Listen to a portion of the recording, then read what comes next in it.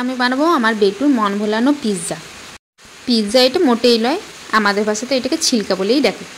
আর বেটু যখনই জিজ্ঞেস করতো যে মা কী বানাচ্ছ, তো আমি বলতাম পিৎজা বানাচ্ছি, তো তাতেই খুশি হয়ে যেত, আমিও তাতেই খুশি। তাই যখনই বলে ও মা পিৎজা বানাও, তখন আমি এটাই বানাই দিই। তো এই একটা জায়গাতে আমি রুল ময়দা নিয়ে নিয়েছি, তাতে কালো জিরে, তারপর কিচমিচ, নুন, চিনি, তার মধ্যে বাদাম দিয়েছিলাম, আর একটু একটু একটু একটু করে জল দিয়ে দিয়ে সেটাকে ভালো করে একটি বাটার বানিয়ে দিয়েছিলাম।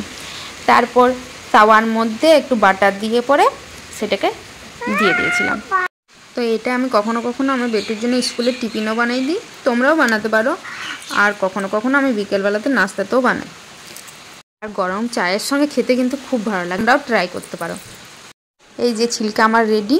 তারপর দুজনকে দুটো প্লেটে দিয়ে দিলাম। আমার পুচকুর জন্য একটা ছোট্ট মতো ছিলকা, আর তাতে একটু সস দিয়ে দিয়েছি। জিজ্ঞেস করছি খেয়ে দেখ কেমন হয়েছে। তো বেটু খেয়ে পরে বলল ভালোই হয়েছে মা। তো বেটি তো আমার কিছু খেতে পারে না, শুধু মুখের দিকে তাকাচ্ছে, মা কি করছে সেটাই দেখছে, আর দাদা কিভাবে খাচ্ছে সেটাই দেখছে, নাড়াচাড়া করছে। তার বড়মশাই চলে এসেছে বাড়ি। তো সবাইকে বাই, আবার দেখা হচ্ছে পরের ভিডিওতে।